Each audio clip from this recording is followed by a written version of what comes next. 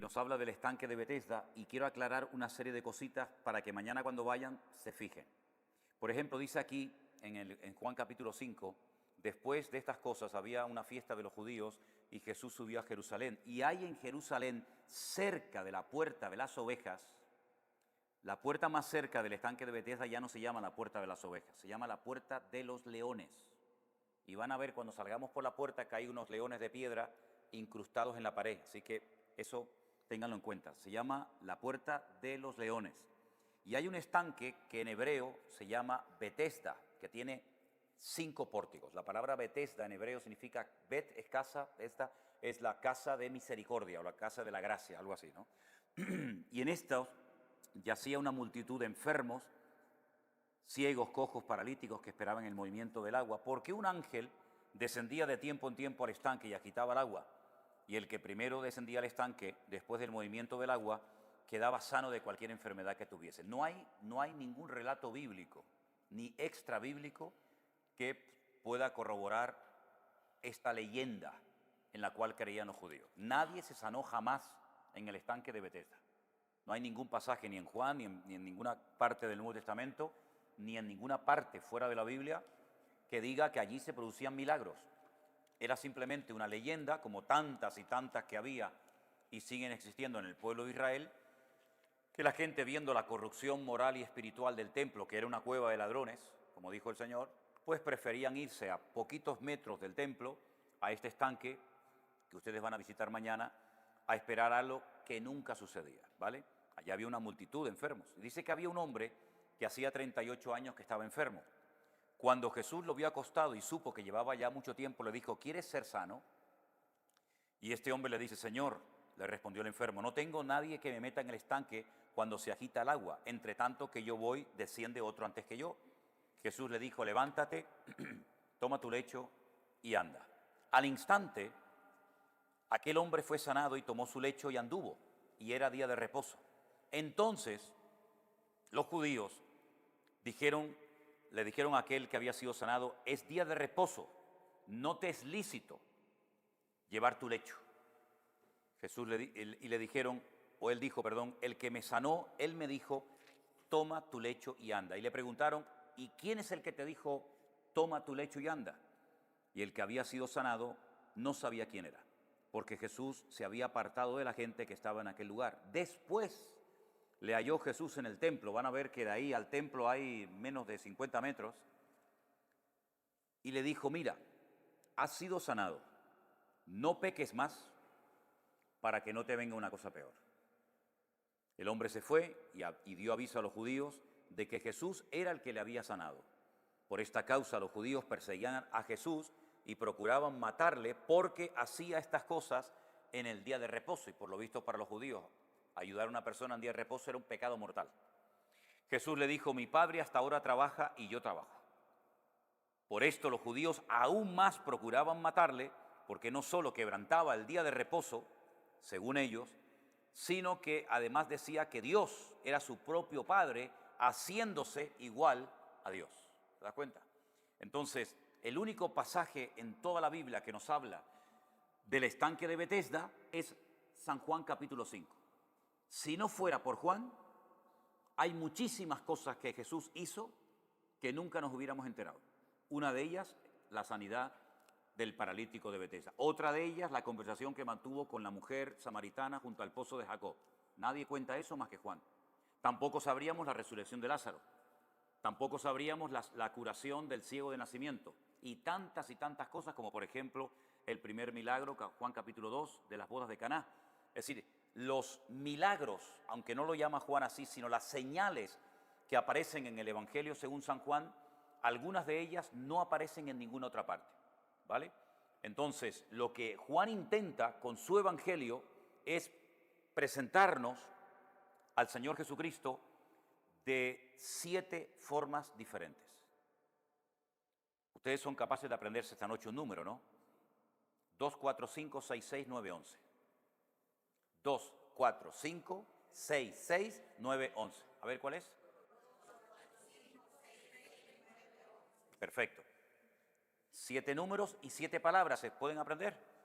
Para el capítulo 2 vamos a poner calidad. El Señor convirtió agua en vino de calidad. El Señor de la calidad hace todo exquisitamente, ¿no? Capítulo 4, el espacio. El Señor sana a una persona que está muy lejos, demostrando que a Él no lo limita ningún espacio físico, sino que Él traspasa el espacio y la sanidad llegó antes del que había venido a pedir por Él. Capítulo 5, el tiempo. 38 años paralítico, no se podía mover, el Señor lo sanó en un instante. Capítulo 6, camina por encima de las aguas. El Señor que domina la creación. Y en el capítulo 6, la multiplicación de los panes y los peces, la cantidad. Capítulo 9, el Señor de la vida, resucitando muerto. Perdón, capítulo 9 no, capítulo 9 es el Señor sobre lo que llamarían la desdicha o la mala suerte cuando sana a un paralítico, perdón, a un ciego que dice que era ciego de nacimiento. Y el capítulo 11, el Señor de la vida. Entonces tenemos el 2, la calidad, el 4, el espacio, el 5, el tiempo, el 6, la naturaleza, el 6, también la cantidad, el 9, la desdicha humana o la mala suerte, como dirán los del mundo, y el capítulo 11, la resurrección en la vida. Entonces, con estos 7 milagros o señales, tú puedes ver al Señor Jesucristo de 7 formas diferentes. Y uno dice, bueno, ya lo dijo todo, ¿no? Ya no hay manera de sorprender más a la audiencia contando más cosas de Cristo. Cuando tiene 100 años, el autor del Evangelio de Juan se va, o lo manda, mejor dicho, a la isla de Patmos, y se le presenta al Señor Jesucristo, y se le presenta de formas tan diferentes y con títulos tan amplios y variados, que todavía tienen los teólogos con la boca abierta. Los títulos y las formas y las presentaciones de Cristo a Juan en la isla de Patmos superan a Mateo, a Marcos, a Lucas, a Juan, a Primera de Pedro, Primera de Juan, Segunda de Juan, Judas, Colosenses, Tesalonicenses. No hay ninguna descripción tan amplia y profunda como la que este hombre recibe en la isla de Patmos cuando está allí desterrado por causa de la palabra. Es decir, nunca terminaremos de conocer la grandeza y la maravillosa esencia y la figura de nuestro Señor Jesucristo. Y mañana vais a tener la oportunidad de estar en un lugar donde el Señor hizo un milagro espectacular. Y cuando vayamos a Galilea, ustedes van a poder estar en otro lugar del capítulo 6, donde caminó por encima de las aguas, y en Tajma, donde multiplicó los panes y los peces. Y así van a ir viendo, capítulo por capítulo, dónde se producía un milagro, dónde se producía otro milagro. Cuando estuvieron en el Monte de los Olivos, estuvieron muy cerca de la casa de María, Marta y Lázaro, en Betania, donde fue el milagro del capítulo 11. Y así, con la Biblia en la mano, puedes ir recorriendo todo este país y dándote cuenta que aquí el Señor hizo esto, aquí el Señor hizo lo otro, aquí hizo esto. Y te vas a dar cuenta, primero, de la geografía. Segundo, aquí se ve la Biblia. Aquí nosotros la leemos. Pero aquí, en cuanto sales a la calle, ya la estás viendo por todas partes. La arqueología, la literatura, en fin, todo te habla de Biblia, Biblia, Biblia, Biblia y de Dios por todas partes. Porque esta es la tierra de los profetas, esta es la tierra de los apóstoles, aquí se escribió la Biblia, aquí nació la iglesia y aquí nació, murió, resucitó, ascendió el Señor Jesucristo y aquí volverá otra vez cuando ponga sus pies sobre el Monte de los Olivos. Es decir, estás en un lugar, como veíamos hoy en el mapa ese en el museo, el ombligo. Los judíos llaman a Jerusalén el ombligo del mundo, ¿verdad? El ombligo de la tierra. Y ellos dicen que desde el Monte Moriah, donde están ahora mismo las explanadas, desde ahí Dios creó el mundo. Porque geográficamente, si analizas y ves las dimensiones y los datos que te da el libro del Génesis, aquí estaba el centro del jardín del Edén. Un extremo era el río Éufrates y Tigris, en la Mesopotamia, que lo menciona la Biblia. Otro extremo era el río Nilo, y el centro geográfico del jardín del Edén, donde probablemente estuvo Adán y Eva, era en el monte Moriah, aquí en la ciudad de Jerusalén. Es decir, te das cuenta de que todo apunta siempre en una misma dirección, porque aquí era donde, entre comillas, vivía Dios, donde depositó su gloria. Ahora pueden entender cuando Jonás recibe el llamado para ir a predicar a Nínive, él dice que ¿qué quería hacer? Huir. ¿De quién? De la presencia de Dios. ¿Por qué? Porque en la mentalidad de ellos, Dios vivía aquí, en este círculo pequeño, y cada vez que te separaba de Jerusalén eran como grandes círculos concéntricos, y cuanto más te vas separando de Jerusalén, más te vas separando de la gloria de Dios. Entonces él se fue a Jaffa o a Jope, y él dice, allí no llega la gloria del Señor, la gloria del Señor está aquí. ¿Te das cuenta? En fin, esas cosas que llaman tanto la atención de la Biblia, ¿no? Bueno, entonces, hermanos, mañana vamos a ir allí y vamos a intentar, a ver si está abierto. Yo voy a intentar llevarlos a la mazmorra. Nadie tiene que tener claustrofobia porque está iluminada. Si quieren podemos apagar la luz para que vean lo que se siente, ¿no? Pero la mazmorra donde estuvo Barrabás, ¿vale? Tenemos que bajar una escalera. Hoy en día bajamos una escalera, pero van a ver un hueco en el techo y lo que hacían es que los tiraban. Te podías partir un fémur, una cadera, te podías quebrar lo que fuera y ahí te quedaba. Y una vez abajo eran las tinieblas más oscuras y terribles.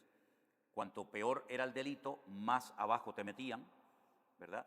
Y entonces hay un lugar abajo de tormento donde los amarraban, van a ver que en la roca han hecho como unos huecos, metían una cadena, y entonces te amarraban por aquí o te amarraban de las piernas y te dejaban como 1 palmo o 2 palmos del suelo, colgado días y días. Van a ver que hay como especie de una pileta. Hoy en día no tiene agua, pero tenían agua. Y entonces cuando ya la persona ya estaba que se hacía todas sus necesidades encima, dolorido, roto, hecho pedazos de tanta tortura, cogían agua, se la echaban para seguir torturándolo, así hasta que terminaban muriendo, ¿no? Entonces vamos a ver si podemos bajar mañana a esa mazmorra, labrada en roca, y de allí seguiremos a la fortaleza lo que era la fortaleza de la Antonia, donde vivía Poncio Pilato, y allí fue la flagelación. Hay otro sitio que no siempre está abierto, que es donde los soldados se ven en el suelo, dice que echaban suertes, jugaban, ¿no? Decían, bueno, la ropa para mí, los zapatos para este, tal. Vamos a ver si podemos entrar ahí. Y entonces después ya vamos al estanque de Betesda y hacemos todo el recorrido de lo que para el mundo católico es la Vía Dolorosa. ¿Sí? ¿Hay algunas preguntas que ustedes quieran hacer? O me gustaría también preguntarles a ustedes qué tal lo están pasando. Si hay algo que quieren preguntar o lo que sea, aprovechen. Hermana, dígame. Espera, como estamos grabando, ¿no te importa que grabemos tu pregunta? No. Ok, habla ahí. Pastor, mi hermana quiere saber por qué, si hay tantas pruebas, evidencias de que Jesucristo vino y estuvo aquí, ¿por qué los judíos no lo aceptan? Bueno, es una pregunta muy interesante. Primeramente, eso no es producto de la casualidad, sino que hay un texto del libro de Isaías que dice que leerían y no entenderían. Habría una ceguera espiritual temporal, porque no tiene explicación, ¿no? Un pueblo tan inteligente, un pueblo tan culto, un pueblo que ha levantado un país de la nada en poco tiempo, ¿cómo es posible que lean y no entiendan? Es que dice que llegaría un momento que leerían y no entenderían. No entenderían. De hecho, aquí se han hecho pruebas de jóvenes que han salido, por ejemplo, por la calle y le han dicho a ellos, ¿puede leer aquí, por favor, Isaías capítulo 53? Y te dicen, no entiendo nada. ¿Pero cómo que no entiende nada? Si está leyendo en su propio idioma. Es una cosa increíble. Eso por una parte. Pero por otra parte, yo me compré una vez aquí un libro, estoy siempre comprándome libros, ¿no? Y me compré un libro que decía, ¿por qué nosotros los judíos no creemos en Jesús? Entonces yo quería saber qué argumentos presentaba. El principal argumento que presentan es que Jesús no unió a todas las tribus de Israel y no trajo la paz. Sí la trajo, pero no desde el punto de vista de ellos. Fíjense que el día de la ascensión, los discípulos le podían haber preguntado 40.000 cosas al Señor. Pero fíjate la pregunta que le hacen. Bueno, está bien, has resucitado, has muerto, has hecho milagros, todo lo que tú quieras, maravilloso. Pero una pregunta, ¿vas a restaurar el reino, sí o no? Porque ellos siempre tienen la gloria esa perdida, ¿no? De los reyes, del templo, y quieren volver a ese pasado glorioso, ¿no? Entonces, ¿vas a restaurar el reino, sí o no? Y le dijeron, no os toca a vosotros saber las sazones que el Padre puso en su sola potestad. Como diciendo, a ustedes eso no les interesa ahora, ustedes lo que tienen que hacer es ir, esperar la promesa del Padre, ir por todo el mundo y predicar el Evangelio a toda criatura. Entonces hay una ceguera espiritual. Pablo dice que pone el símil o la metáfora de cuando Moisés dice que bajó del monte Sinaí y se tuvo que poner un velo en la cara porque le brillaba el rostro. Dice, ese velo aún lo tienen, pero en el corazón. Dice, y hasta que no se conviertan a Cristo, el velo no les será quitado. Llegará un momento en el que millones de judíos se van a convertir, millones y millones, no te puedes ni imaginar. Pero esa ceguera temporal, ese rechazo temporal del Evangelio, lo que ha hecho es que entrara lo que Pablo denomina en la carta a los romanos la plenitud de los gentiles. Es decir, ustedes rechazan el Evangelio, muy bien, ahora los gentiles van a conocer a Cristo y lo vamos a hacer al revés. Entonces ustedes en vez de ganarlos a ellos os van a ganar a vosotros. El problema es que los cristianos no han aprendido a cómo alcanzar a los judíos. Utilizan los mismos sistemas y el mismo método para evangelizar a un judío que a un gentil y no funciona. Es al contrario. Cuanto más lo intentes evangelizar, peor y más se cierra. Porque no saben cómo alcanzar a un judío, ¿no? Entonces, ¿por qué? Porque para él la predicación del evangelio dice que es locura. A él no le enseñes de Biblia porque te da 20 vueltas, ¿eh? No te sientes con un judío normalito a hablar de Biblia. Primero, porque él domina el idioma original, cosa que tú no dominas. Segundo lugar, porque si empiezas a hablar de profecías, ellos se las saben desde la cuna, que la están aprendiendo en la escuela. Entonces no les entra en la cabeza que después de que viniera el verdadero Mesías, según nosotros, a ellos los persiguieran. Porque confunden la primera con la segunda venida de Cristo. Ellos la están esperando, pero por primera vez. Pero ojo, cuando decimos que los judíos están esperando al Mesías, espérate, porque aquí hay tela que cortar. Ellos, ¿qué concepto tienen de ese Mesías? El que tenemos nosotros, nada que ver.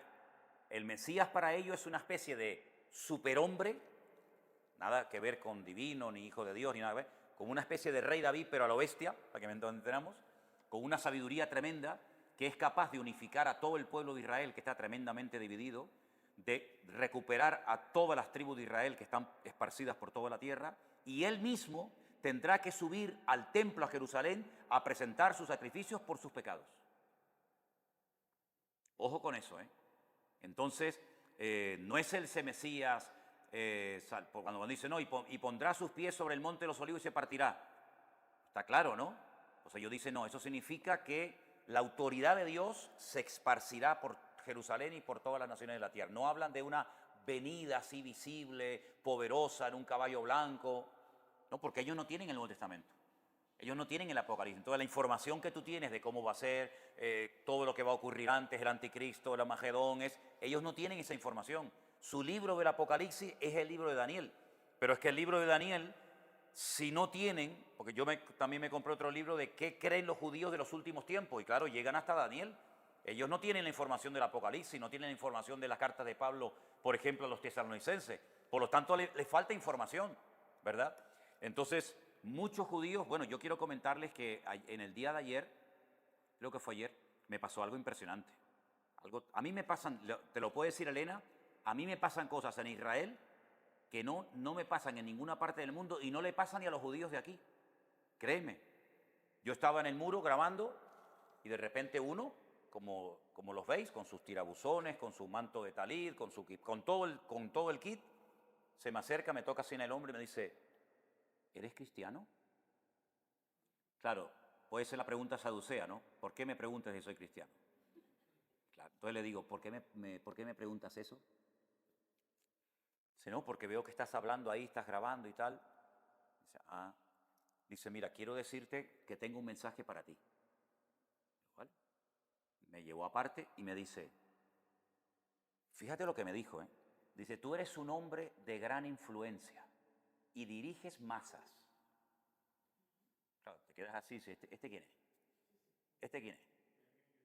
Y me dice, dile a tu gente que esa mentira que se enseñó de que los cristianos van a ser arrebatados antes de la tribulación, eso es la gran mentira que el diablo le metió a la iglesia. Todos vamos a ser perseguidos, ustedes y nosotros. ¿O es que tú no has leído Apocalipsis capítulo 12? Y le digo, claro que he leído, y te lo digo de memoria, el capítulo entero si quieres.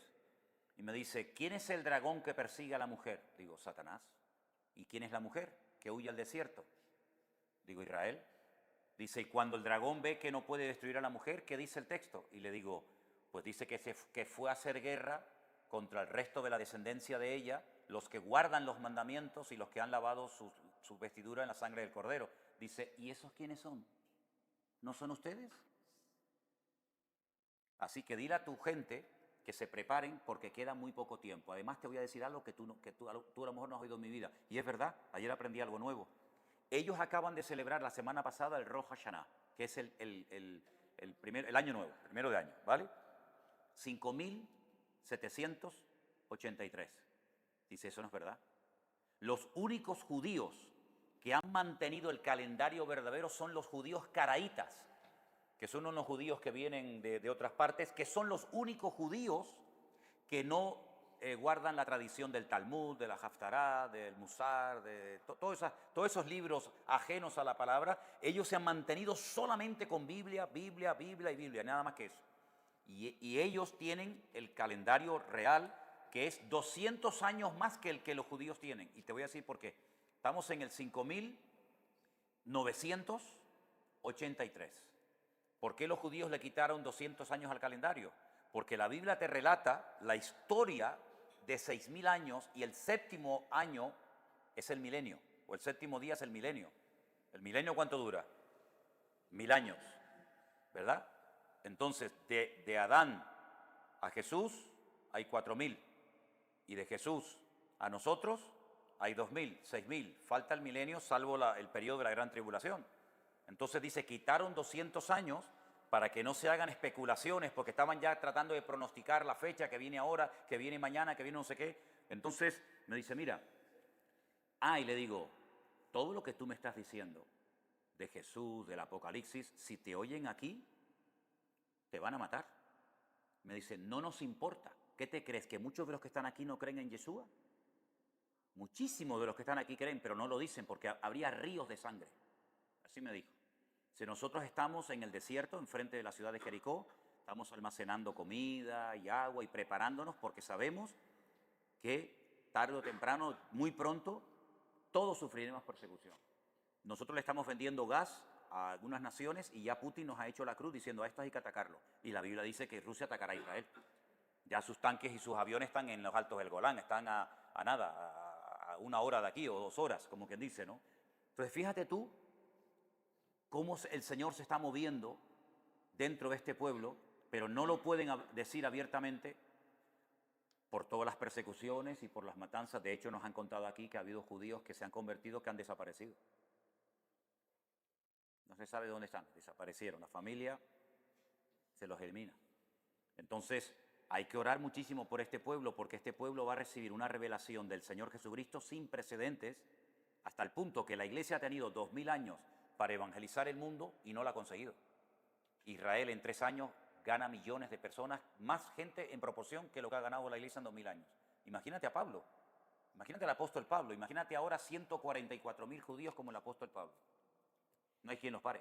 Tú no ves la perseverancia que tienen, con frío, con lluvia, con ganas, sin ganas, por la mañana, por la tarde, están todo el día leyendo la Biblia, orando, todo el día leyendo la Biblia, y no son convertidos. Imagínate esa persona cuando se convierte. Ellos, cuando se van a muchas iglesias, se desilusionan. Porque dice, yo oro 3 veces al día, ayuno no sé cuánto, hago esto, ¿y ustedes los cristianos? ¿Pero qué cristianismo viven ustedes? No les entra en la cabeza el cristianismo light, sin compromiso, sin esfuerzo, que la mayoría de los cristianos hacen. Entonces, por eso ellos tienen sus propias congregaciones, porque no se adaptan a los cristianos que dicen, bueno, este va al culto cuando quiere, cuando no quiere no va al culto. Tú los vas a ver a los niños. Ayer veíamos niños así chiquititos, haciendo sus oraciones desde la cuna. Entonces, es un pueblo que está en un periodo de tratamiento, pero lo que me decía él, este chico también, que es un hermano en Cristo, después incluso nos pusimos la mano por encima y oramos juntos, y me decía, es que no aprendemos, esa base de palos, a base de la vara del Señor, es la única manera de que el pueblo entre por vereda, ¿no? Así que Dios está haciendo cosas tremendas, créeme, cosas realmente tremendas, y queda poco tiempo para todo lo que va a suceder, ¿no? ¿Sí? ¿Alguien había levantado la mano, no? Eras tú, ok. ¿Alguien tiene alguna pregunta que quiere hacer en esta noche? Hermano. Sí, pásale un segundito al micrófono para que quede ahí grabadito tu pregunta, ¿sí? Porque después la gente ve estos programas en casa y dice, ay, es que no escuchamos lo que dijeron. Dime. Buenas noches. Bueno, antes que nada, agradecer su paciencia que tiene con nosotros en este tipo. Bueno. Nos estamos pasando súper bien, aprendiendo demasiado y disfrutando demasiado este viaje. Entonces, muchísimas gracias. Amén. La pregunta es, ayer que fuimos al Museo del Templo, mostraron los planos que tienen ya para construir el nuevo templo. Mi pregunta es, ¿qué tanto tiempo han estado hablando de esa construcción y qué tanto tiempo se han estado preparando? Si eso tiene poco relativamente, o desde siempre, desde que se fundó de nuevo Israel, hace 70 años, ¿empezaron con eso o es algo relativamente nuevo? Porque los planos se veían súper modernos. Sí. Se veían un edificio muy tecnológicamente avanzado, digamos, no nada que ver con un templo tradicional o algo así. Entonces la pregunta Bueno, es... el sueño del pueblo de Israel siempre fue poder recuperar su tierra, lo cual les parecía algo impensable. De hecho, si hoy prestaron atención al museo que fuimos, tenían casi más fe y más esperanza los pastores evangélicos o protestantes de que Israel recuperaría su tierra que ellos mismos, ¿no? De hecho, multimillonarios judíos, viendo que era imposible, oye, es que han pasado 2000 años, que no es una broma, ¿no? Ellos llegaron a plantearse comprar grandes terrenos en África y llamarlos Israel, porque ellos veían que era imposible que este país volviera a caer en sus manos. Pero fue posible, ¿no? Fue posible. En pocas horas pasó de ser un país que no existía a convertirse en una potencia impresionante, ¿no? Con todo lo que porque todo lo que vemos, todas las carreteras, la luz, el agua, los hoteles, los teléfonos, los colegios, absolutamente todo no existía hace 74 años atrás. Es decir, han levantado un país de la ruina. Y aquí porque ustedes todo lo ven muy seco, pero cuando vayamos al desierto y vayamos a Galilea, es que esta gente ha hecho reverdecer el desierto, ¿no? Es una cosa increíble. Por una parte, el sueño era siempre recuperar Israel, ¿no? Recuperar su tierra y venir algún día. Pero el sueño de todo judío, aunque en el fondo no sea creyente del todo, es que el templo se vuelva a inaugurar. Prueba de ello es que ellos están constantemente, de hecho se visten de negro porque están de luto. No porque no tengan otra cosa que hacer, están de luto porque no tienen su templo. Dios se fue de la ciudad, ¿verdad? Entonces, cuando ellos se casan, en todas las bodas, meten una copa dentro de un trapo, un paño, y lo tiran al suelo, y lo pisan, ¡clac!, lo rompen para recordar que el templo está roto, que no existe, ¿verdad? Cuando un judío hace una casa bonita, una casa nueva, deja una parte de la pared sin, ¿cómo se llama?, sin enfoscar, sin echar... Lo dejan como dice, uy, ahí faltó un poco de cemento, de pintura, ¿cómo dejaron eso así, no? Si no, eso está ahí para recordar que el templo está roto. Que no tenemos... Si constantemente, ¿no? Todo es el templo, ¿no? Entonces, no es fácil. No es fácil primeramente porque el único lugar del mundo donde se puede volver a reconstruir el templo es aquí, en la explanada de las mezquitas. Es decir, si pudieran haberlo construido en Manhattan o en Uruguay o en donde fuera, ya lo habrían hecho. Porque no es por falta de ganas o por falta de recursos económicos, que todo eso les sobra, ¿no? Sino es porque no se han dado las condiciones. Ahora este chico me dijo algo muy interesante ayer, ¿no?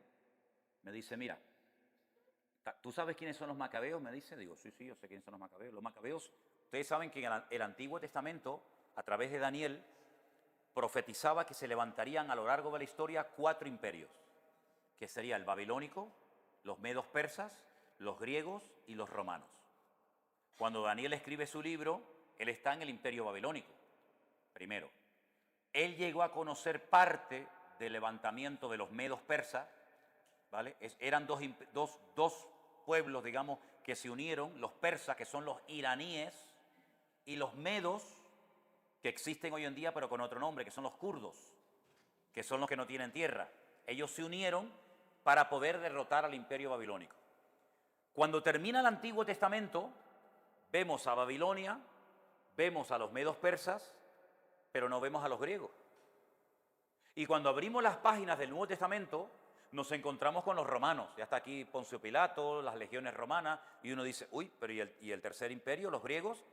No aparecen en el Antiguo Testamento, porque es que entre el Antiguo Testamento y el Nuevo Testamento hay más de 400 años de historia, de silencio, que no relata nada la Biblia. Si uno quiere averiguar, si uno quiere saber qué pasó en ese tiempo, fíjate tú los griegos, de quién estamos hablando, ¿no? Alejandro Magno, etcétera, etcétera, una influencia tremenda, ¿no? E incluso nosotros la famosa democracia, las olimpiadas y tal, pues uno tiene que ir a la historia del pueblo de Israel que se encuentra en Primera y en Segunda de Macabeos.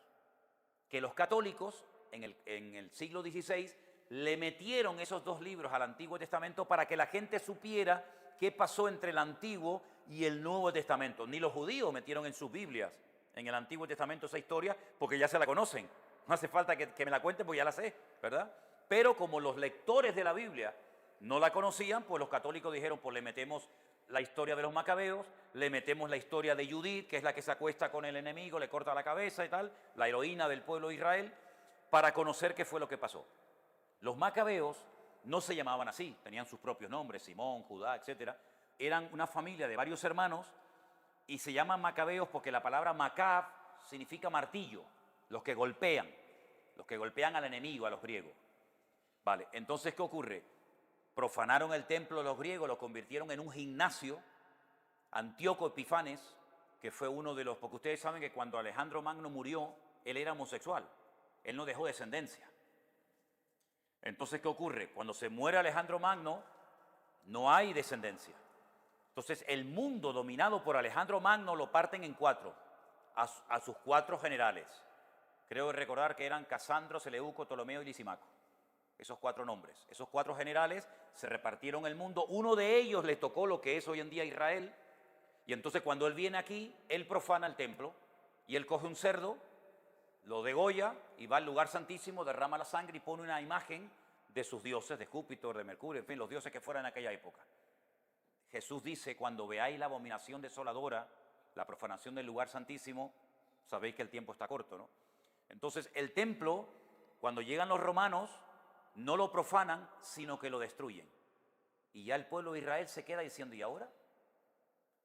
Se inventaron, porque esa es la cruda realidad, se inventaron que las oraciones iban a sustituir a los sacrificios, lo cual es mentira, porque sin derramamiento de sangre no hay perdón de pecados. Como no pueden derramar sangre porque no hay templo, ¿y ahora cómo hacemos? Pues ahora a las 7 de la mañana, la oración de Shacharit, hacemos una oración enorme, un montón de salmos, un montón de versículos y tal. Y la oración de la Minjá, que es la de la tarde, a las 3 de la tarde, pues hacemos un montón de oraciones. Y la oración de Arbit, que es la última de la noche, un montón de oraciones. Entonces tienen un libro así, que lo llaman el Sidur, y dice, ¿ahora qué me toca? Ahora me toca esta oración, este salmo y este salmo. Y claro, se la aprenden de memoria. Es como el Dios te salve María, llena eres de gracia, Señor. No, ya lo sabíamos de memoria tantas veces que lo hicimos, ¿no? El rosario, te lo sabes de memoria, 3 bolitas del Padre Nuestro, 4 de Santa María. Pues ellos exactamente igual. No es que vamos a rezar el rosario ahora, ni mucho menos, pero bueno, pues a modo de referencia, ¿no? Entonces, ¿qué ocurre? Ellos, su ilusión es el templo. Siempre tuvieron la ilusión, pero no tuvieron ni el lugar, ni los recursos, ni la capacidad económica, ni intelectual para poder hacerlo. El Museo del Templo es relativamente moderno. Ya lo tienen todo listo. Las piedras, los que pasearon anoche conmigo, no les enseñé unas casas que tienen todo números en la fachada. Los que vinieron conmigo, ¿se acuerdan? No sé si ustedes lo vieron. Yo les llevé a los hermanos a dar un paseo anoche a un montón de casas que tú cuando ves la fachada pone 1, 2, 3, 4, 5, 345 y tú dices, Dios, pero pintaron toda la pared, claro, porque esas casas no estaban ahí. Esas casas estaban en la otra punta de la ciudad y entonces el dueño dijo, no, yo me quiero ir a vivir allá. Entonces vamos a quitar las piedras, las tengo que enumerar para saber después dónde las pongo y cuando las colocaron está la 1, la 2, la 3, la 4, la 500, la 1000, están todas numeradas. Así se va a construir el templo, con piedras prefabricadas. Piedras que no se van aquí de pim, pam, pam, pam, no se puede hacer ruido en el templo. Tienen que venir todas despacito, sin ruidos, como un gran puzzle o rompecabezas. Aquí va la 1, aquí va la 2, aquí la 3. Entonces, ¿dónde están esas piedras? En el fondo del Mar Muerto. Ahí están. Piedras kosher. Piedras que no se han utilizado para nada. Allí tienen las piedras numeradas, que hay un detalle muy bonito sobre la reconstrucción del segundo templo. ¿No han leído ese versículo que dice, la piedra que desecharon los edificadores vino a ser la cabeza del ángulo? Esa piedra habla de Cristo. Venían las piedras cortadas de la cantera y los que lo estaban edificando dijeron, esta piedra no encaja, esta piedra fuera. Cogieron y ¿dónde la tiraron? Al torrente del Cedrón, que ustedes lo vieron otro día. Monte de los Olivos, Ciudad Vieja, torrente del Cedrón, la tiraron abajo. Estaban haciendo el edificio y dijeron, resulta que la piedra que desechamos es la más importante de todas. Es la que tranca el ángulo, es la piedra angular, la que cierra. Sin esa se nos queda así el muro. Entonces vayan a buscarla. La piedra que desecharon los edificadores vino a ser la cabeza del ángulo, la que tranca la muralla.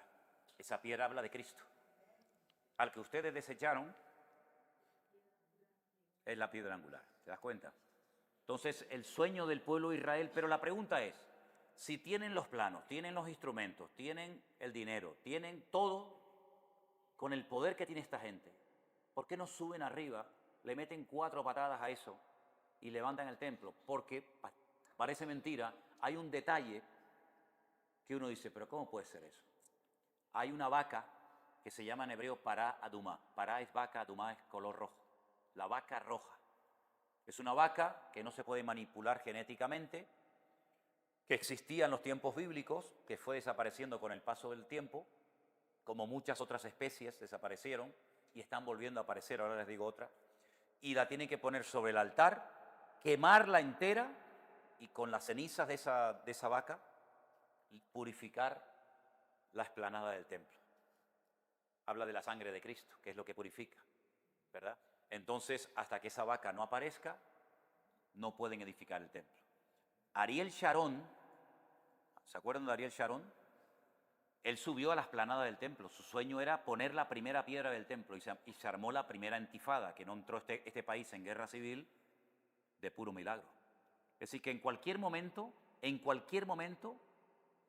bueno, el año pasado, en el mes de mayo, lanzaron contra Israel 2.700 misiles y algunos cayeron cerca de Jerusalén, lo que nunca había ocurrido.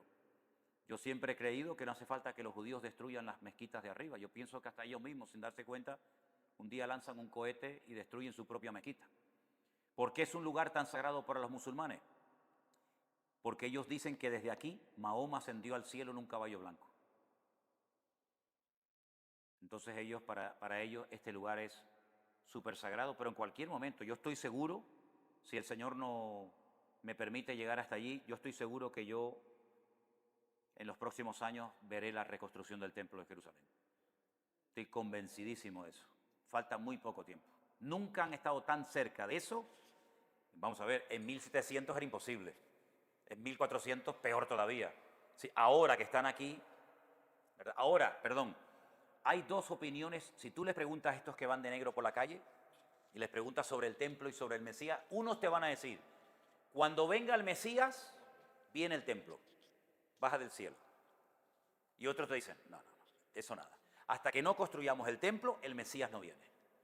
Entonces están peleados entre ellos. Pero así es lo que hay. Pero yo pienso que queda muy poco tiempo. Sí, hermano. Gracias, pastor, por la oportunidad de habernos ofrecido este sueño, que esto es un sueño para muchas personas, venir a esta tierra tan sagrada. Quería traerle a su atención, y yo vi su programa cuando usted estaba en Ecuador, que usted estaba dando unos detalles así de que necesitaban el becerrito rojo. Y da la casualidad que en esa misma semana salió en los Estados Unidos que tienen 5 vacas rojas que las han transportado acá a Jerusalén. Y dicen que en un año ellos van a decidir si en una de esas 5 vacas ya ellos tienen su vaca. También hablé con este muchacho ayer de ese tema y me dijo que ya están aquí. Ya están aquí. Eso está más cerca de lo que pensamos. Totalmente. Yo siempre he dicho que a Israel uno no viene cuando quiere. A Israel se viene cuando se puede. Llegará un momento que algunos quieran venir y no se va a poder venir. Llegará el momento que este país se cierra y lo primero que cerrará es el espacio aéreo y no podrá nadie ni entrar ni salir. Así que espero que podamos salir el día 9, ¿no? Sí. Pero bueno, en algún sitio habrá que estar, ¿no? Sí, hermana. Buenas noches, pastor. Mi pregunta es... Me tiene que hablar alto, que no oigo bien, ¿eh? Ok. Mi pregunta es, fíjese que yo tengo una hermana cristiana también que piensa de que el arrebatamiento para los hijos de Dios va a ser después, dice ella, después del milenio. No sé en qué se basa ella, pero yo quiero... Pregúntale a ella, a ver qué dice. Pero yo quiero Porque a mí siempre me preguntan por lo que dicen los demás, yo digo, oiga. Pero es ahí donde yo tengo una duda también. Mire, hermana, usted sabe sinceramente la opinión o la teoría de que los cristianos van a ser arrebatados antes de que las cosas se pongan bravas, o la gran tribulación. ¿Sabe quién inventó eso? Un cura. Okay, ¿Cómo? Sí, mire, yo decía lo siguiente, porque esto no lo saben ni muchos pastores, fíjese lo que le digo. Durante siglos no se podían añadir comentarios a la Biblia. Bueno, esta Biblia que yo tengo no tiene ningún comentario, pero por ejemplo en las páginas atrás ves que tienen, ¿cómo se llama? Concordancias, tienen mapas. Esto era una falta de respeto durante siglos. Durante siglos no se le podía poner nada, ni los titulitos, ¿sabe? Que pone aquí manifestación del hombre de pecado, nada, la Biblia pelada, capítulos y versículos y nada más. No se podía hacer nada. Pero resulta que un sacerdote católico en el 1800 y pico, él dijo que estudiando por su cuenta y riesgo, él había llegado a la conclusión de que la Iglesia católica, que era la única iglesia apostólica romana y la verdadera, pues todo lo demás éramos poroto al aire, no sé lo que éramos, pues iba a ser arrebatada, no iba a experimentar sufrimiento. ¿Por qué? Porque los que mataron a Cristo, porque la Iglesia católica con los judíos siempre ha estado a muerte, siempre ha estado a muerte. No ha habido, salvo algunas excepciones, la historia de la Iglesia católica siempre condenó al judío por ser deicida, por los que mataron a Dios. Y Martín Lutero, el que hizo la gran reforma, las peores barbaridades que se han escrito en la historia contemporánea contra el pueblo de Israel las escribió él, que están escritas en una catedral de arriba abajo, diciendo que había que quemarlos vivos, que había que torturarlos, que había que quemar sus sinagogas, pero cosas terribles, terribles. A mí me han llamado de Alemania y me dicen, oye, pues es verdad lo que tú dijiste. Yo estoy ahora mismo en la fachada de Alemania, de una de las catedrales, y todo eso está escrito. Y eso lo utilizó Adolf Hitler para decir, miren, el padre de la patria espiritual, mira lo que decía de esta gente, hay que matarlos a todos. Es increíble, la historia es tremenda. Pues resulta de que ese cura dijo que los que tenían que pagar caro lo que habían hecho con Cristo eran los judíos, y por lo tanto los católicos no iban a estar, la iglesia no iban a estar. Ah, bueno. Entonces hubo un señor llamado Scofield, que era un gran teólogo protestante, que dijo, wow, esto es tremendo, ¿eh? Los cristianos no van a estar en la tribulación. Entonces él fue el primero en la historia que se atrevió a poner comentarios dentro de la Biblia, a pie de página, ¿no? Como hoy en día es normal en la Biblia Thompson, en la Biblia Plenitud, etc. Y claro, cuando los cristianos evangélicos veían que el señor Scofield dijo aquello, dijeron, oye, Scofield no es cualquier cosa, ¿eh? Scofield es un señor que sabe mucho de la Biblia. Bueno, vamos a ver, usted sabrá mucho de la Biblia, pero usted no puede sacar cosas de la Biblia. Como hace poco uno por ahí dijo que Cristo venía a tal fecha y después tuvo que salir a pedir perdón. ¿Vale? Entonces, los cristianos leyeron aquello y dijeron, pues ya está, nos vamos. La gran tribulación para los judíos, que se aguanten por ser malos, por ser asesinos, no sé qué, no sé cuánto. Pero ¿qué creían nuestros hermanos antes de que el señor Scofield pusiese en la Biblia? ¿Qué creían? ¿Cuál era la teología cristiana a lo largo de la historia? Que nos van a perseguir, que vamos a estar siendo perseguidos. El que quiera vivir piadosamente sufrirá persecución. Es más, en la carta, quien la haya escrito a los hebreos, dice que cuando llegaba el momento de pagar el rescate para que los liberaran, decían, no me pagues el rescate, pero que te van a matar. Es que yo quiero que me maten, porque voy a tener más recompensa en el cielo si me matan como mártir que si tú me pagas la recompensa. Fíjate el concepto que tenían los cristianos. Pablo dice que él y sus compañeros de ministerio se habían condenado a muerte. Es como si ustedes quieren viajar conmigo, quieren trabajar conmigo, ¿sí? Todos vamos a morir en algún momento, ¿eh? Un día te va a tocar a ti, otro día a ti, Timoteo, otro día a ti, Lucas, otro día a fulano y otro día a mí. Así que antes de que nos condenen, nos condenamos todos a muerte, ¿eh? Estamos todos condenados, es cuestión de días. Ese era el concepto con el que vivían los cristianos. Entonces, esa idea, que es totalmente antibíblica, de que la iglesia no va a pasar por ese periodo de la historia que se llama la Gran Tribulación, eso es rotundamente falso. Lo que no podemos decir es que Noé y el arca de Noé representa a la iglesia. Pues ¿cuántas veces decimos, no, el arca, la iglesia es como Noé, ¿sí? Ah, la iglesia es como Noé, como el arca. ¿Y Noé qué pasó con Noé, mi niño? Noé no pasó por el diluvio. Se lo comió todo. Y el Señor le dijo, métete dentro del arca para que no te haga el diluvio. Tuvo que prepararse, pero el diluvio se lo tragó todo. Entonces, ¿cuándo el Señor ha dicho que el que se convierte no va a ser perseguido, no va a ser maltratado? Es que es muy, muy diferente el cristianismo nuestro aquí ahora a un hermano nuestro en Afganistán, ¿eh? A un hermano nuestro en Corea del Norte.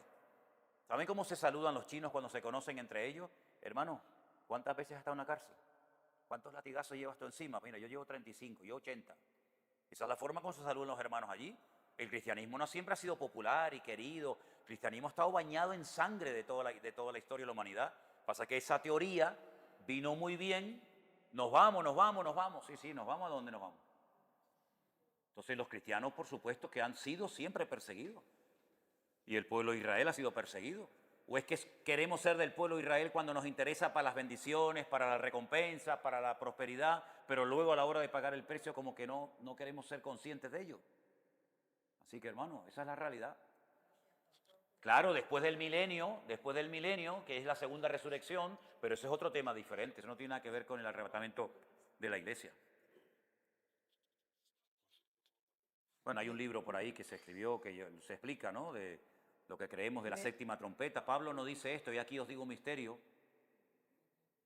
No todos dormiremos, es decir, no todos vamos a morir, pero todos seremos transformados en un momento y en un abrir y cerrar de ojos. A la final trompeta, se tocará la trompeta y los muertos en Cristo resucitarán primero, y luego nosotros, los que vivimos, los que hayamos quedado, no precederemos a aquellos a la final trompeta. Y uno dice, ¿cuántas hay?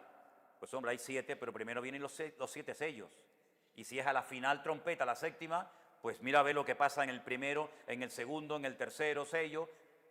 Y Pablo dice que es a la final trompeta. Dice, yo os digo un misterio. Nosotros que habremos quedado hasta la venida del Señor. Estoy agradecida por esa aclaración porque sé que mi hermana lo va a escuchar y va a quedar más que clara. Gracias. Bueno, y si no le queda clara, pues allá ella. Vamos a ver, a mí me gustaría con toda honestidad decir, hermano, no se preocupen, nosotros nos vamos, no nos van a perseguir. Vamos a ver, pero a ver, ¿quién se pone, Señor, que me persigan, que me maten, que me apaleen? Yo no oro por eso. Oramos, Señor, protégenos, Señor, cuídanos, Señor, guárdanos. Pero hijo, es que yo no te puedo enseñar lo que nos dice la Biblia. Y yo te digo una cosa, prefiero decirle a la persona, prepárate para lo que viene, que decirte no te va a pasar nada y después te viene y dice, usted me tomó el pelo y me engañó. Que no nos persiguen, amén. Pero si nos persiguen, ya te lo había dicho, para que sepas. ¿Sabes lo que le decían a las madres?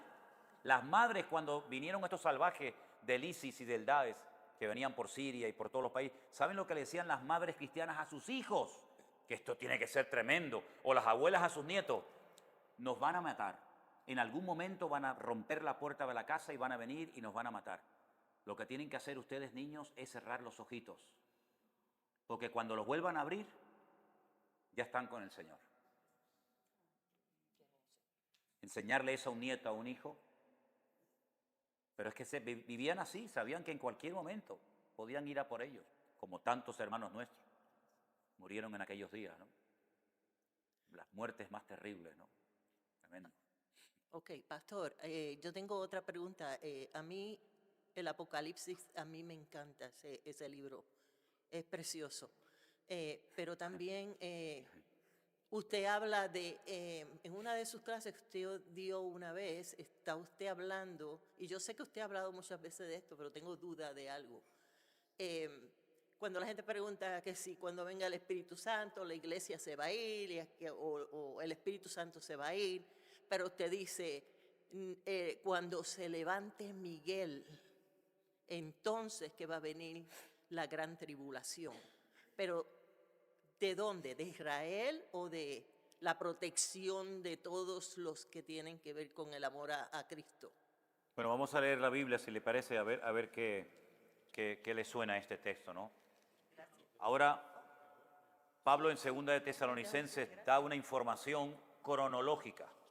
Ustedes saben, como te decía el otro día, que la Biblia no está en orden cronológica. Por eso a veces uno se hace un lío, ¿no? Diciendo que es primero Moisés, Abraham, Gedeón.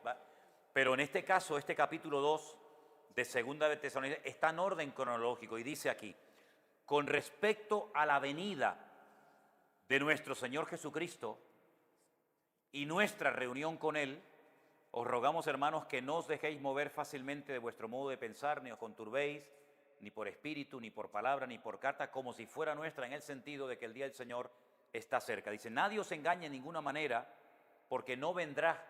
¿De qué está hablando Pablo? De la venida, de la segunda, evidentemente, ya la primera se haya producido. No vendrá sin que antes venga la apostasía, la pérdida de valores, la anarquía espiritual, el relajo total, ¿verdad? Y se manifieste el hijo de pecado, el hijo de pecado, el hombre de pecado, el hijo de perdición. Dos cosas, tiene que venir el Señor, pero no va a venir hasta que venga la apostasía, que ya está, y se manifieste el hombre de pecado o el hijo de perdición. Por eso yo siempre digo, hoy no va a venir el Señor. Y me dice, uy hermano, el Señor puede venir en cualquier momento. No, Señor, yo se lo voy a demostrar. Si mañana cuando nos levantemos no estamos aquí, sino que estemos en la gloria, les tendré que pedir perdón a todos. Pero yo les voy a demostrar que mañana por la mañana estamos aquí. Esta noche no va a venir el Señor Jesucristo. Uy, hermano, eso es muy fuerte lo que usted... Bueno, denme 24 horas de chance, de confianza. Porque la Biblia dice que Él no va a venir hasta que se manifieste el hombre de pecado o el hijo de perdición. Entonces yo sé que ahora no va a venir el Señor. Porque no se ha manifestado este personaje. Otra cosa es cuando se manifieste. Y podamos reconocer por los datos que nos da la Biblia, decir, este es el anticristo, porque podemos saber quién es y quién no es. Pero como no se ha manifestado, hoy no va a venir el Señor y probablemente mañana tampoco. Pero fíjate lo que dice. Ese hombre de pecado o hijo de perdición se opone y se levanta contra todo lo que se llama Dios o es objeto de culto. Tanto que se sienta en el templo de Dios haciéndose pasar por Dios. Una clara referencia a la reconstrucción del templo de Jerusalén. Porque si se sienta en el templo de Dios, no está hablando de que se va a sentar encima de la iglesia.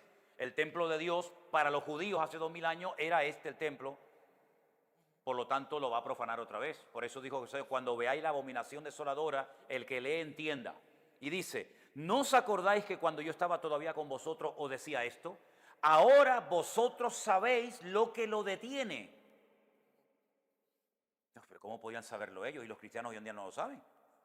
Sabéis lo que lo detiene a fin de que a su debido tiempo se manifieste. Y dice, porque ya está en acción el misterio de la iniquidad, solo que hay quien al presente lo detiene hasta que él, a su vez, sea quitado de en medio. Y entonces se manifestará aquel inicuo a quien el Señor matará con el espíritu de su boca y destruirá con el resplandor de su venida. Inicuo es otro término que utiliza ahora Pablo, cuyo advenimiento o aparición es por obra de Satanás con gran poder, señales y prodigios mentirosos. Es decir, aquí son como los eslabones de una cadena. Cristo tiene que venir, pero no va a venir hasta que se manifieste el hombre de pecado, el anticristo, y se produzca la apostasía. Pero a su vez, ese hombre de pecado no se puede manifestar hasta que algo que lo detiene sea quitado. Claro, ahí ha habido todo tipo de especulaciones a lo largo de la historia. A mí me enseñaron en la escuela bíblica, las asambleas de Dios, que era la iglesia. La iglesia era lo que impedía que el anticristo se manifestara. Cuando la iglesia se ha quitado de medio, automáticamente este hombre tiene carta blanca para manifestarse. Y a mí un día se me ocurrió por decir y preguntar lo siguiente, digo una pregunta. Aquí dice que es él, artículo masculino, singular. ¿La iglesia qué es, masculina o femenina?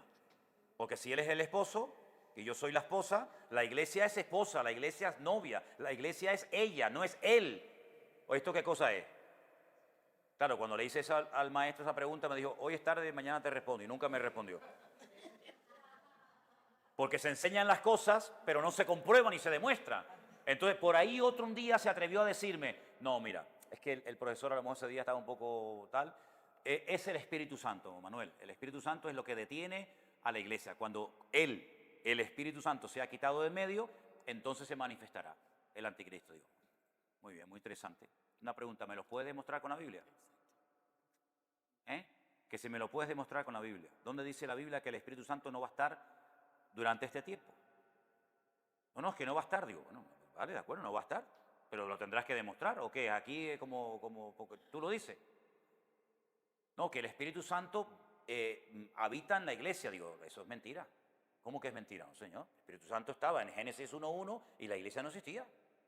En el principio creó Dios los cielos y la tierra estaba desordenada y vacía, y el Espíritu de Dios se movía sobre la faz de las aguas. Y no hay iglesia, ni Israel, ni vaina, y allí estaba el Espíritu de Dios. O el Espíritu Santo no es Dios. Pues claro, por ahí se ha dicho que el Espíritu Santo es una persona. Pues claro, como una persona, pues claro, las personas no están siempre en un sitio o en otro. Pero si el Espíritu Santo es Dios, que creo que es Dios, Padre, Hijo y Espíritu Santo, El Espíritu Santo estaba ya antes de que Adán y Eva existieran, estaba ya allí moviéndose el Señor. Entonces no me digan a mí que el Espíritu Santo necesita la presencia de la iglesia para estar en la tierra, como si el Espíritu Santo dependiera de la iglesia, cuando yo creo que es al revés, que será la iglesia la que depende del Espíritu Santo y no el Espíritu Santo depende de la iglesia. Entonces ya se enfadó conmigo y no me dirigió más la palabra. Y me pasé años diciendo, Dios mío, pero si no es la iglesia, porque es ella, si no es el Espíritu Santo, porque siempre va a estar. Porque otra cosa, si el Espíritu Santo es el que convence de pecado, ¿cómo se va a convertir la gente en la gran tribulación? ¿O es que no se convierte la gente en la gran tribulación? Millones y millones. Correcto. No le dijo un anciano a Juan en la isla de Patmos, esta multitud que nadie puede contar de todas las naciones, pueblos, tribus y lenguas, ¿estos quiénes son? ¿Y de dónde han salido? Y Juan dice que lloraba y decía, yo no sé, Señor, yo no sé quiénes son estos. Y le dice el anciano, estos son los que han salido de la gran tribulación y no han manchado sus vestiduras. Si estos son millones de gente que se ha convertido por la influencia de los 144.000 judíos convertidos, por el ministerio de los 2 testigos. Esto es una multitud impresionante. ¿Y quién los convenció de pecado a esa gente? Si no es el Espíritu Santo. Entonces resulta que en el libro de Daniel, capítulo 12, que es el capítulo profético de los últimos tiempos, dice, y en aquel tiempo será libertado tu pueblo. Y en aquel tiempo se levantará Miguel, el gran príncipe que está de parte de los hijos de tu pueblo. Y será tiempo de angustia cual nunca hubo desde que hubo gente hasta entonces. Entonces hay una referencia de una protección sobrenatural sobre este pueblo. Y no me digan a mí que si no fuera por una protección sobrenatural, esta gente que es así, seguiría existiendo 4.000 años después. Porque esta gente en 74 años han llevado a cabo 7 guerras. Eso no hay quien lo aguante, mi hermano. Pero no guerra de uno contra uno. Guerra de, miren en Google, métanse en Google y diga, a ver, guerra de los 6 días, junio del 67. ¿Cuántos tanques de guerra tenían en ese momento esta gente? Ponle 100. Egipcios, sirios, jordanos, no sé, 2.500. Aviones que tenía Israel, 35. Aviones de combate que tenían las naciones extranjeras, 4.800. Y la desproporción es brutal. Tú dices, pero ¿cómo es posible que un país así tan pequeño, que es más pequeño que una región de cualquier país nuestro, sea capaz de poner a la carrera a naciones en 7 guerras? Y porque los han parado, Porque Israel podía haber conquistado el Líbano, podía haber conquistado Jordania, podía haber conquistado el Cairo, porque se apropió de toda la península del Sinaí y las Naciones Unidas dijeron, alto, paren, no sigan porque esto nos van a comer a todos, ¿verdad? Que ahí se firmó el acuerdo entre Egipto e Israel. Israel le dijo, yo te devuelvo a la península del Sinaí porque no entra dentro del territorio prometido por el Señor a Israel, pero si me vuelves a atacar, te destruyo el Cairo y la península del Sinaí me la apropio yo. Entonces Egipto dijo, recularon. Es como Siria le cortó la fuente de agua arriba al norte. Cuando vayamos arriba van a ver el Jordán. Claro, esa es la fuente de agua que le entra a Israel. Entonces no es un país que llueve mucho, como le cortes el grifo, aquí se muere la gente de hambre o de sed. Claro, hoy en día tienen potabilizadoras por todos lados.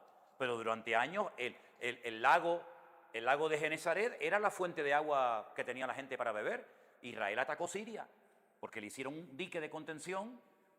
La segunda vez le volvieron a construir un dique de contención. Israel le dijo, si la tercera vez te ataco, te destruyo Damasco para siempre. Y como hay una profecía que estos saben, la conocen, que Damasco dejará de existir y será arrasada, le dijeron, ¿la hacemos ahora o la hacemos un poquito más adelante? Cuando tú me digas, Israel le dijo, Israel tiene un protocolo de guerra que se llama el protocolo Sansón.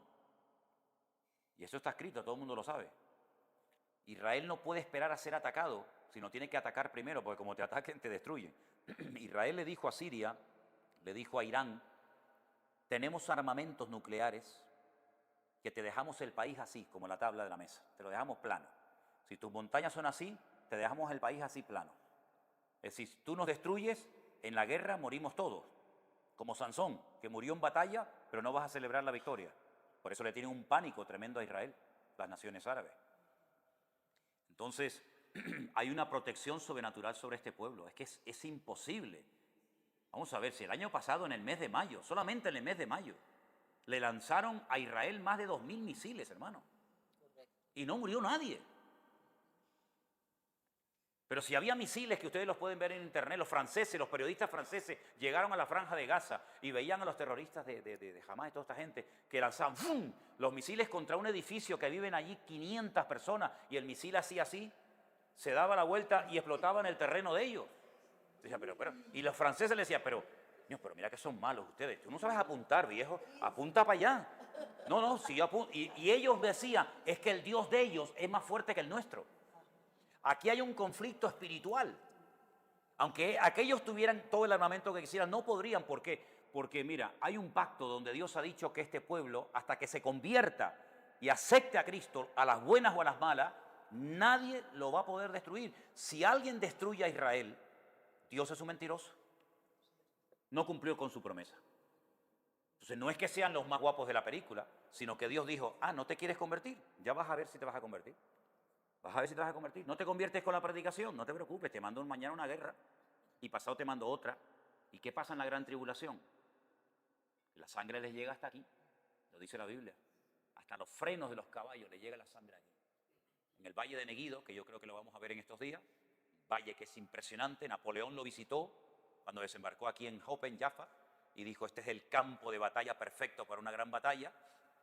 En ese valle, la sangre les llega hasta aquí. Y cuando ya no tengan apoyo por ninguna parte, les ataquen norte, sur, este, oeste, tierra, mar y aire, tendrán que clamar y en ese momento es cuando viene el Señor. Y dice que estarán 7 años destruyendo el armamento de los enemigos y 7 meses, 24 horas al día, contratando a gente a jornal, enterrando muertos. Para enterrar 7 meses enterrando muertos. Tú haces una fosa con un bulldozer y ahí metes a 20.000, los tapas y ya está. 7 meses enterrando muertos. Es que vienen a atacarles 100 millones de soldados. 100 millones de soldados. Y a la cabeza, Rusia, capitaneando todo esto. Ellos saben lo que se les viene encima. Ellos saben lo que se les viene encima. Entonces, el tiempo es tremendo. Aquí hay una protección. Mira, desde hace 17 años que yo estoy viniendo aquí, ya se sabe, todo el mundo lo sabe, que hay 150.000 misiles en los altos del Golán, enfocando así a Jerusalén, a Israel. 150.000 misiles. Alguno tendrá que pegar en algún sitio, ¿no? Ya están ahí. Sí. Israel va a ser atacada por todos lados. El anticristo muere aquí en Israel, le hacen la sepultura aquí, hacen una tumba para que todo el mundo sepa, hasta aquí llegaste, amigo. El anticristo casi llega hasta el Monte de los Olivos, ahí donde él muere y ahí lo entierran, en el Monte de los Olivos, como testimonio perpetuo de que hasta aquí llegaste, amigo. Porque el que viene a atacar a Israel no son las naciones porque dice, vamos a atacarle. No, es que dice en Ezequiel capítulo 38 y 39, yo los traigo a mi tierra, yo te cojo por aquí, por las quijadas y te digo, ven para acá, ven, atácales. Métete con ellos. Dice, allí yo me glorificaré. Y allí sabrán las naciones que yo soy Jehová de los ejércitos. Es como un lagar. Y allí Dios los machaca. Dice que se matan los unos a los otros, del pánico tan grande. Dice, y esta será la plaga con la que herirá Jehová a todos los que se levanten contra Jerusalén. Estando sobre sus propios pies, su carne se deshace y en los ojos se carcomen los ojos, mueren de pie, no mueren acostados como todo el mundo muere, ¿no? Son ataques bacteriológicos, ataques químicos, ataques nucleares tremendos. Y el Señor viene para defender a Israel, porque si no viene el Señor, desaparecen. Porque es la última oportunidad del diablo para destruir a Israel. Es la última oportunidad que le queda. 100 millones, ustedes no son 100 millones de personas. Eso es una barbaridad. Así que lo bueno de todo esto, ¿saben lo que es? Lo malo que se va a poner todo. Eso es lo bueno. Y vamos a ver cosas tremendas. Y Europa, donde nosotros vivimos, que siempre es anti-sionista, anti-judía y defensora de los enemigos, pues de ahí se levanta el anticristo. De ahí se levanta. ¿Verdad? O sea, que lo que quiere decir es, el anticristo se va a levantar. Pero, y se va a manifestar, es un político. Pero la protección de Miguel no va a permitir que él haga nada. No, hay un momento que Dios le dice a Miguel, que es el arcángel que protege, es un arcángel que protege al pueblo de Israel. Miguel, quítate un tiempito. Claro, el otro dice, ahora o nunca. Cuando Miguel sea levantado, sea quitado, sea removido, y y Satanás reconoce en el mundo espiritual que Israel está sin protección, Exacto. es cuando el otro ataca. Ok, ahí es cuando verdaderamente son la gran tribulación. Esa es la batalla de Armagedón, en el valle de Meguido. En ese valle, ustedes cogen la Biblia y ustedes empiezan, ustedes se pueden pegar toda la mañana viendo la Biblia en ese valle. Allí murió, ¿cómo es? Saúl por mano de los filisteos. En aquel monte se transfiguró Jesús.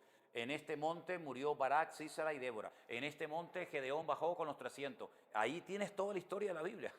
Es el valle de las batallas. Allí peleó todo Kiki. Allí pelearon todos. Allí está el Monte Hermón, allí el Gilboa, aquí el Tabor, aquí. Y en ese valle es donde se va a llevar a cabo esa gran batalla. Gracias, pastor. Tremendo. Gracias. Bueno, hermanitos, la última pregunta, ¿les parece? Pásale el micro ahí un segundito. Mañana salimos a las 8, ¿vale? Okay. Ah, y otra. Ah, perdón. Okay. Primero que nada, pues gracias por todo, porque ha sido una experiencia bien bonita y le doy gracias a Dios y a usted pues que pudo pasar esta experiencia. La pregunta que tengo es para aquellos gentiles que son cristianos, que creen en Dios, pero no viven una vida en sanidad cuando venga el rapto. ¿Ellos se mueren para siempre o ellos tienen una segunda oportunidad como los judíos?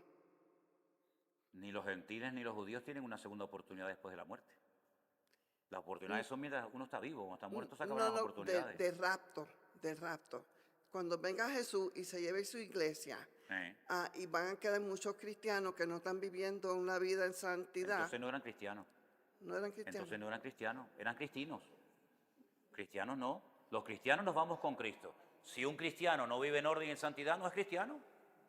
Es decir, no creamos que hay la opción de cristianos buenos y cristianos malos. Cristianos que se van y cristianos que se quedan. Si se quedaron es que no eran cristianos.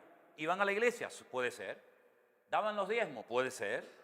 ¿Predicaban? Puede ser, pero no eran cristianos. Porque si hubieran sido cristianos se hubieran ido con el Señor. Es decir, dice la Biblia que el que conoce al Señor no practica el pecado. Ahora eso no significa de que no pequemos. Pero una persona que se llame cristiano, que venga al Señor y que usted se quede, entonces usted no es cristiano, si no se hubiera quedado, se hubiera ido. Porque yo he oído otros pastores. No, usted ha oído lo que quiera, pero yo le digo lo que hay. Sí, yo sé lo que dicen otros pastores, pero es que esa es la realidad. Es decir, mi hermana, mire, ¿el rapto para quién es? Para los cristianos, para la iglesia. ¿Usted es cristiano? Sí. ¿Y por qué se quedó? Pues porque usted parecía que era, pero usted no era. Mire, en el Real Madrid, que es el mejor equipo del mundo, dicho sea de paso. Hombre, ¿cómo que no? No. Perdónenme. El mejor equipo de fútbol del mundo es el Real Madrid. No, pero dice la historia y los datos. Ok. Bueno, de eso hablamos después. Había un jugador que se llamaba, menos mal que tenía el acento al final, Kaká. Kaká. No Caca, sino Kaká. Y había otro que jugaron juntos, se llamaba Cristiano. ¿Sabe cuál era el cristiano? Kaká. Y el otro, no, el otro era mucho musculito, mucho tal, no era cristiano. Entonces tenía nombre de cristiano, pero no era cristiano. El otro tenía nombre de Kaká y era cristiano. Entonces, cuando venga el Señor, los cristianos de nombre se quedan y los Kaká cristianos verdaderos se van. Así es. Ha que salió bien, ¿eh? Hermana, ¿usted tenía una pregunta? Sí, pastor. Dígame. Dios le bendiga. Mi pregunta es esta. En Apocalipsis 21, dice, La Nueva Jerusalén. 21:1, se dice algo que yo no lo entiendo, la verdad. Acerca del que el mar va a desaparecer. ¿Y cuál es su pregunta? Que yo no lo entiendo. No entiendo. En el libro del Apocalipsis. En Apocalipsis 21:1. Sí, bueno. Que el mar desaparecerá. Vale. Hay una doble interpretación a eso. Puede ser que literalmente el mar como tal no exista, porque en el cielo no hay mar. Pero en segundo lugar, la palabra mar en Apocalipsis, en otros capítulos, se interpreta como naciones. Cuando dice que se levanta de entre el mar, más adelante dice que se refiere a las naciones de la tierra. No habrá naciones, no habrá gobiernos como tal. Así que puede tener una doble interpretación. Que no exista el mar, que conocemos todos, los océanos, ¿verdad? O también se refiere a que no habrá ya organización de naciones como las conocemos nosotros en la actualidad hoy en día. ¿Sí? Porque dice que habrá un mar de cristal. Todo será diferente. Todo será distinto. Incluso dice la Biblia, a ver quién entiende esto, que cuando Él venga, cuando el Señor venga, en el día de cuando pone los pies en el Monte de los Olivos, no será de día ni de noche, sino es un día que solamente Él conoce. No será de día ni de noche. Pues si no es de día, tiene que ser de noche, y si no es de noche, es de día. No, ni una cosa ni otra. Pero ¿es que acaso los días de la creación eran igual que los nuestros? No, porque la Biblia dice que en el principio Dios vio que la tierra estaba desordenada, vacía, tal, y dijo Dios, sea la luz. Primer día, día primero, porque se juntan los cardinales con los ordinales, que eso es único. Uno no dice, voy al piso primero o al piso o usas numerales o cardinales, ¿no? Pero en la Biblia, porque no es el día primero, sino es un día. Es un día, pero no el primero. Hay cosas antes de Génesis 1, ¿no? Entonces, dice que lo primero que Dios creó fue la luz. Pero si creó el sol al cuarto día, ¿a qué luz se refiere? Hubo luz el primero, el segundo y el tercero, pero el sol no fue creado hasta el cuarto. Entonces son esas cosas que no nos entran en la cabeza, porque son dimensiones diferentes, y por eso dice que cuando Él venga no será ni de día ni de noche, sino un día que solamente Él conoce.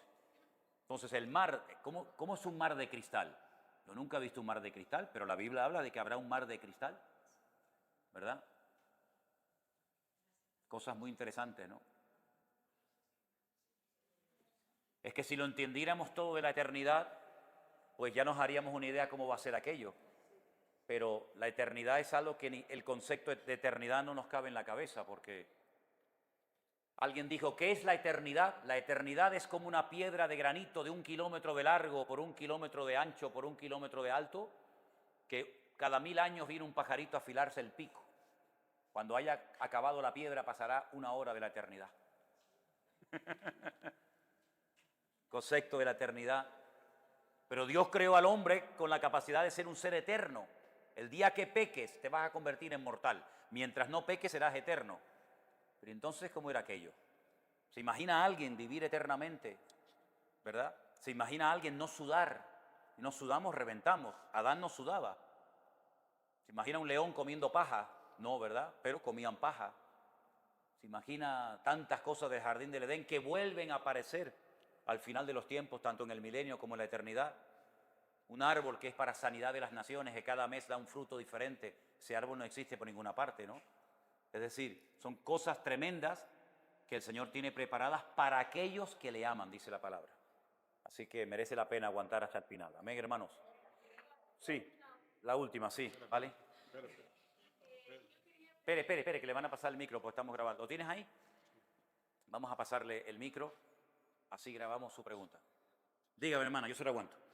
No, pastor, que yo quería preguntarle que el Señor va a venir aquí, va a poner sus pies en el Monte de los Olivos, ¿no? En su segunda venida. En su segunda venida, claro. Mi pregunta es, ¿y qué va a pasar si va a venir a Israel? Esto va a abarcar toda la tierra de ecuatorianos, mexicanos, peruanos. ¿Los ecuatorianos se quedan en Ecuador? Esa es mi pregunta, pastor, que si nos vamos a quedar. ¿Hubiera nacido más acá? Mire. Sí. Mire, hagamos algo. Entonces, ¿para qué se van? ¿Para qué se van entonces? Mire.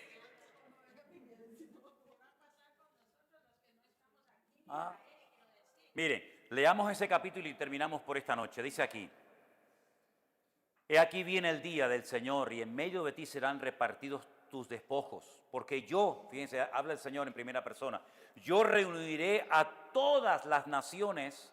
Ahora, cuando hablamos de todas las naciones, hay que entender que la Biblia habla en términos de geografía bíblica. Solamente la Biblia habla de África, de Europa y de Asia. América no se menciona para nada, ni siquiera los americanos, los gringos, ¿vale? No, es verdad, ¿no? América no entra dentro de la profecía bíblica, ni Centroamérica, ni Latinoamérica, sino las profecías hablan de las naciones y se refiere a las naciones de los 3 continentes, ¿no? Es que en esos momentos no parecía nada de eso, era África, por eso la famosa tradición de los magos de Oriente, que uno era negro de África, el otro de Asia, el otro de Europa. También, eso también es verdad, pero también es verdad que la Tierra, aunque era una, la Tierra era una y no había 5 continentes como hoy en día era una, se resquebrajó por las placas continentales y se formaron los continentes que parece como que encajan cuando uno los ve en el mapa, ¿verdad? Eso fue después del diluvio, que se separaron, por eso uno ve gente de la otra punta del mundo que dice, uy, ¿cómo se parecen tanto estos a aquellos y cómo los incas construían pirámides que solamente las hacían los egipcios? Son esos grandes misterios, ¿no? Pero dice que Él reunirá a todas las naciones para combatir contra Jerusalén. Y la ciudad será tomada, y las casas van a ser saqueadas, y las mujeres van a ser violadas. Después de esto, después de esta guerra tremenda que es la batalla de Armagedón, saldrá Jehová, saldrá el Señor, ¿no? Peleará con aquellas naciones como peleó en el día de la gran batalla. Y entonces, a raíz de la batalla, versículo 4 dice, y se afirmarán sus pies en aquel día sobre el monte de los olivos, que ustedes ya lo han visto, que está enfrente de Jerusalén. Claro, cuando uno lee esto y no sabe la geografía, pero tú ya sabes, ¿verdad? Que está al oriente, al este, y el monte de los olivos se parte por en medio hacia el oriente, hacia el occidente, haciendo un valle muy grande. La mitad del monte se aparta hacia el norte, la otra mitad se aparta hacia el sur, y después sigue contando cosas, y dice, y esta será la plaga con la que el Señor herirá a todos los pueblos que pelearon contra Jerusalén. La carne de ellos se corromperá, estando ellos sobre sus pies. Se consumirán las cuencas de sus ojos y la lengua se les deshace en el paladar, en la boca. Acontecerá en aquel día que habrá entre ellos gran pánico, enviado de parte del Señor, y cada uno trabará de la mano a su propio compañero y levantará su mano contra su propio compañero. Al final se matan entre ellos, ¿verdad? Como pasó ya en la antigüedad. Judá también peleará en Jerusalén, y todas las riquezas de las naciones de oro, plata, ropas, etcétera, en gran abundancia, se juntarán. Y todos los que sobrevivieren, porque no va a morir toda la humanidad, todos los que sobrevivieren de las naciones que vinieron contra Jerusalén, tendrán que subir de año en año para adorar al Rey, a Jehová de los ejércitos, y a celebrar la fiesta de los tabernáculos. ¿Habéis visto en estos días en la tumba de David cómo están con las maderas, con las tablas, Entonces, aquí hay un detalle espectacular. Aquí hay un detalle espectacular. El Señor nos está dando a entender, más o menos en la época en la que aparecerá y pondrá sus pies sobre el monte de los olivos. En la época de los tabernáculos. Porque previamente la Biblia dice que cuando termine la batalla habrá tal multitud de cadáveres, de muertos, que no dará tiempo de enterrar a todas esas multitudes, y el Señor llama a las aves de los cielos para que coman carne de reyes y de gente importante. Y curiosamente ese valle de Meguido es el paso de todas las aves migratorias de Europa, donde pasan millones de aves que van desde todo el valle del Jordán, se juntan por ese valle y se enfilan y van ya por toda Europa, y algunas emigran hasta España, las cigüeñas, los buitres, los milanos, los águilas, y otras en el norte de África. Entonces, más o menos te está dando a entender la época en la que va a ocurrir todo esto, y dice, y acontecerá que los que no suban a Jerusalén para adorar al Rey, a Jehová de los ejércitos, no vendrá sobre ellos lluvia. Y si la familia de Egipto, menciona a los egipcios, que no quieran subir, sobre ellos no caerá la lluvia. Esta será la plaga con la que el Señor herirá a las naciones que no quieran subir a celebrar la fiesta de los tabernáculos. Luego se volverá a celebrar la fiesta de los tabernáculos. Pero fíjate qué interesante. Ahora te contesto a tu pregunta, no me he olvidado. Hay 3 fiestas que los judíos por obligatorio cumplimiento tienen que cumplir. Una es en la primavera, marzo, abril, generalmente en el mes de Abib, Tel Abib, Abib significa primavera, la Pascua. 50 días después viene la fiesta de Shavuot o de Pentecostés, que es cuando recibieron la ley. Y casi al final del año, como estamos ahora en octubre, la fiesta de los tabernáculos. En Pascua el Señor muere. En la fiesta de Pentecostés derrama su Espíritu Santo, pero ¿y en tabernáculos qué pasó? Esa es. En esa época, y dice, y vendré y pondré mi tabernáculo entre vosotros, y yo seré vuestro Dios, y ustedes serán mi pueblo. Entonces te está dando unos datos impresionantes. ¿Qué ocurrirá con las naciones? Porque esto es en el milenio, esto no es en la eternidad. Todas las naciones tendrán que venir a Jerusalén a adorar al Señor, porque el Señor gobernará durante 1000 años desde la ciudad de Jerusalén. Ahora, lo que ocurre es que nosotros, en ese tiempo, ya hemos sido arrebatados, ya hemos vuelto con el Señor y estaremos por siempre con el Señor. Es decir, que cuando esto se cumpla, nosotros estaremos aquí con Él. Yo no me imagino viviendo en Tenerife sabiendo que mi Señor Jesucristo está en Jerusalén. Yo digo, yo en Tenerife, y sé que el Señor, que llevo 40 años esperándolo, y está en Israel y me quedo en Tenerife, soy bobo, ¿qué? Entonces vamos a estar con el Señor reinando juntamente con Cristo sobre los inconversos que se escaparon con vida durante la gran tribulación. Así que Jerusalén será cambiada, la orografía de Jerusalén. Ahora vemos el Monte de los Olivos, el torrente de Cedrón y delante vemos Jerusalén. Eso cambia completamente. Cuando Cristo venga se hace un valle gigantesco, un valle que llega hasta el Mediterráneo, y millones de cristianos estaremos con Cristo en esta tierra. Así, es así, como es. No, peleando no, ya déjate de pelear. No, ya terminó la batalla. Ya terminó la batalla, termina la batalla y ahora tienen que subir los inconversos a adorar al Señor y ya no hay más batalla. ¿Sí? Amén, hermanos. Yo lo que digo, y termino, que es una pena, es una lástima, que estas cosas no se hablen más en las iglesias. Porque, hombre, está bien hablar de muchos temas, pero yo creo que estos temas, sinceramente, si no hablamos ahora, ¿cuándo vamos a hablar? Y lo que no puede ser es que haya tanta ignorancia y tanto desconocimiento de todo esto. Hermano, es que estamos aquí y estamos viendo que todo se aproxima, que todo se cumple, que tú le preguntas a cualquier judío cuánto tiempo falta para que venga el Mesías y ellos te dicen 1 hora. Porque es inminente. Ellos saben que todo se va a desarrollar de una forma tremenda, ¿verdad? Por lo tanto, hay que estar preparado porque sabemos que los acontecimientos... Ya tuvimos un ensayo en marzo del 2020. Ya tuvimos un ensayo, cómo el mundo se paró, así, de un día para otro. El día anterior estábamos en la playa, el día siguiente estábamos confinados. Ya captamos un mensaje. Las cosas pueden cambiar rápidamente. Y entonces, hermano, este año estamos aquí en Jerusalén. Yo no sé lo que pasará dentro de unos meses. Pero, por ejemplo, tenemos muy cerca de nuestras casas en Europa una guerra donde este caballero está como loco por tocar los botoncitos.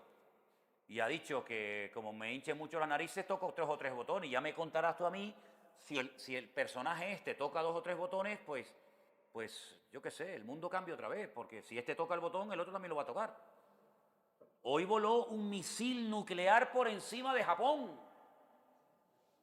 Lo lanzó el de Corea del Norte, haciendo una prueba, dijo, tira un cohetito, a ver a dónde cae. Y los japoneses dijeron, a mí no me lances misiles nucleares por encima de mi espacio aéreo porque te ataco, ¿eh? Esto fue hoy a la mañana. Y tú dices, muchachos, es que se está poniendo... Es que, hermano, en la Segunda Guerra Mundial, cuando el loco de Europa hizo lo que hizo, se juntaron un montón de naciones, incluidos los americanos, y dijeron, vámonos para allá, le metemos una guerra a y lo reventamos. Sí, pero es que un judío que se llamó Albert Einstein dijo, si se emplea armamento nuclear, la próxima guerra será con palos y piedras. Porque no es que yo tengo 1000 soldados y tú tienes 4000 y a ver quién puede más. No, es que en una guerra nuclear todos pierden. Y después se queda la Tierra 70, 80, 90, 1000 años sin poder ser habitada. Porque queda totalmente contaminada. Y hoy por hoy, en este momento, hay armamento nuclear para destruir el planeta Tierra 5 veces. Tú dices, ¿cómo puede ser eso? ¿Cómo puede ser eso?